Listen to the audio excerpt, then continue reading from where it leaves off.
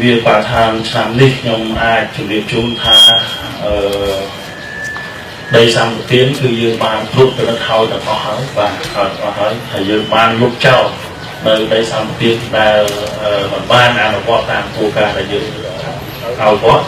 ទៅគឺយើងបានលុបចោលអស់ហើយបាទចំពោះក្រុមហ៊ុននៅសេសសល់ទាំងអស់ហ្នឹងគឺមានប្រហែលជា 4-5 ក្រុមហ៊ុនទៀតបាទបងជាមួយកសិកម្មអាច10បាទអាចទៅត្រូវអាចលុបថែមទៀតបាទព្រោះយើងកំពុងតែវាយតម្លៃគាត់ដែរបាទទុករយៈពេលគាត់ដើម្បីគាត់បង្ហាញពីការវិវត្តរបស់គាត់បាទព្រោះតែទីបើសិនជាមិនមានការវិវត្តទេយើងនឹងធ្វើការសម្រេចចិត្តបាទលុបបែបនេះថែមទៀតបាទទៅទៅនឹងការវិតម្លៃត្រួតនៅវិតម្លៃ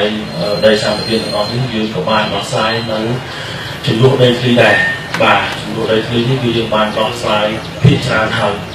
តែនៅមានសេសសល់ខ្លះយើងបន្តបាទយើងបន្តដើម្បីដោះស្រាយ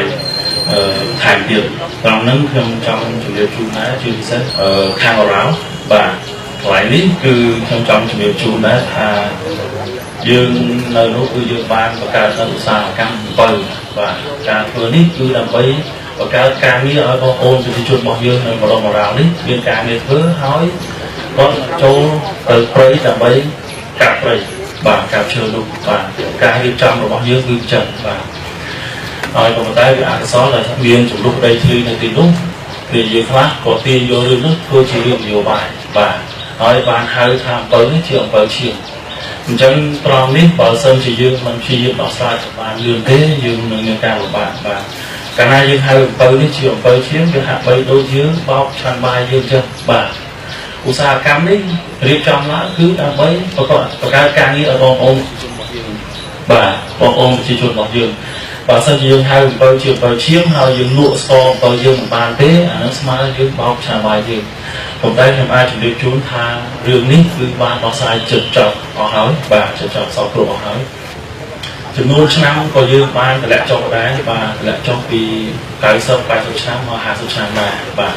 ត្រង់នេះគឺយើងដើម្បីយើងទុកឱកាសឲ្យខ្លួនឯងដែរព្រោះដីរបស់យើងត្រូវគិតគូរទុកឲ្យហើយប្រជាជនកម្ពុជា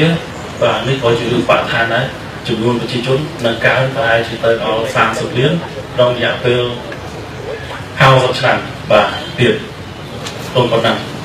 បាទអញ្ចឹងយើងត្រូវរក្សាដីយើងណាសម្រាប់ដាំដំណាំដើម្បីរក្សានៅសន្តិសុខស្បៀងរបស់យើងដីណាសម្រាប់កសិកម្មបាទយើងនឹងត្រូវត្រៀមទុកឲ្យហើយអញ្ចឹងក៏យើងបានតម្លាក់មក50ឆ្នាំដែរតែនេះបាទបញ្ហាព្រៃឈើបាទខ្ញុំអាចជម្រាបជូននៅថ្ងៃនេះថ្ងៃវិវាបឋានដែរថាទ្រង់ទ្រីធំការកាប់ឈើទ្រង់ទ្រីធំរួចកាប់ឈើទ្រង់ទ្រីធំតែយើងឆ្លងបានឃើញមកនេះគឺខ្ញុំអាចនិយាយបាននៅថ្ងៃនេះនៅម៉ោងនេះនៅទីនេះថាយើងបានបញ្ចប់ទាំងស្រុងហើយបាទហើយយុទ្ធសាស្ត្រនៃការធ្វើនេះគឺយើងបានបិទច្រកព្រំដែនបាទរវាងកម្ពុជានិងវៀតណាមហើយតាមរយៈការបិទច្រកនេះធ្វើឲ្យចោលតែម្ដងបាទធ្វើឲ្យចោលតែម្ដងមិនអាចមានការជាយាមលួចកាប់ឈើទៀតទេចំណុចមួយទៀតគឺយើងបានធ្វើកំណែតម្រង់គឺពីមុនមកក្រសួងបរិស្ថានហើយក្រសួងកសិកម្មគឺមានមុខងារដូចគ្នាបាទយើងហាក់បីដូចជាអភិបផងជាអ្នកកត់បាល់ផងជាអ្នកទស្សនាផងបាទនៅក្រសួងបរិស្ថានយើងក៏មានសិទ្ធិប្រដីសម្បត្តិដល់អនុញ្ញាតសិទ្ធិឈូសឆាយដីអនុញ្ញាតដាក់ម៉ាស៊ីនអាឈើបាទមានសិទ្ធិដូចគ្នាខ្ញុំគិតថាក្រសួងបរិស្ថានមិនគួរមានសិទ្ធិដូចក្រសួងកសិកម្មទេអញ្ចឹងក៏ខ្ញុំបានធ្វើការសម្រេចចិត្តនៅក្នុងអានេះបាទទេដីសម្បត្តិទាំងអស់របស់ក្រសួងបរិស្ថានឲ្យទៅក្រសួងកសិកម្មគ្រប់គ្រងបន្តបាទគ្រប់គ្រងបន្តតែនោះជាមុខងារចម្បងរបស់ក្រសួងកសិកម្មក្នុងការកសាងកសិកម្មឧស្សាហកម្មនោះបាទហើយក្រសួងកសិកម្មក៏បានទេព្រៃឈើដែលខ្លួនឯងបានធ្លាប់គ្រប់គ្រងមកនេះមកឲ្យក្រសួងបរិស្ថានគ្រប់គ្រងវិញបាទហើយចំណុចត្រង់នេះខ្ញុំសូមសង្កត់ដែរថាជាមោទនភាពរបស់យើងដែរព្រៃឡង់ដែលជាចំណុចខ្ទាស់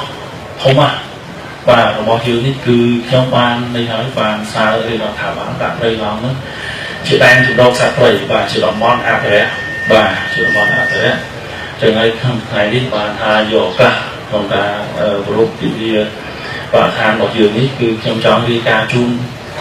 ហើយដល់លោកទីអស់លោកស្រីលោកគ្រូអ្នកគ្រូសិស្សានុសិស្សទាំងអស់និងបងប្អូនប្រជាជនកម្ពុជាទាំងអស់ថាយើងបានបញ្ចប់នៅការធ្វើណែទំនងស៊ីជម្រៅរបស់យើងខ្ញុំនៅសល់តែមួយទៀតទេបាទធ្វើច្បាប់ក្រមបរិស្ថាននេះគឺជាច្បាប់មួយដើម្បីជំនួសឲ្យតែច្បាប់ដែលយើងមានក្នុងការគ្រប់គ្រងធនធានធម្មជាតិបាទធនធានធម្មជាតិបាទវាជាក្រមនិយាយមែនតើវាមិនមែនជាច្បាប់ខ្លីជាងដល់ក្រមវាច្រើនជាងបាទក្រមវាច្រើនចំពោះជាងអញ្ចឹងព្យាយាមធ្វើយើងធ្វើមួយឆ្នាំជាងមកហើយតែសង្ឃឹមថាខែ12នេះខែ1នេះអាចចប់ហើយអាចបញ្ជូនទៅសភាហើយច្បាប់នេះគឺដើម្បីឆ្លុះបញ្ចាំងអំពីវឌ្ឍនភាពរបស់សង្គមកម្ពុជាតែម្ដងវឌ្ឍនភាពនៃការផ្នត់គំនិតការគិតគូររបស់យើងបញ្ជាក់អំពីការធ្វើទំនើបកម្មនៃការគ្រប់គ្រងរដ្ឋរបស់កម្ពុជាបាទរបស់កម្ពុជាទាំងទេនៅសល់តែមួយនេះទេគឺកំណែប្រគំធំរបស់រាជរដ្ឋាភិបាលលើស្អីបាទខាងគឺនៅសល់មួយទៀតបាទហើយសង្ឃឹមថាយើងនឹងអាចបញ្ជូនច្បាប់នេះទៅសភាបាទមួយកន្លែងកណ្ដាល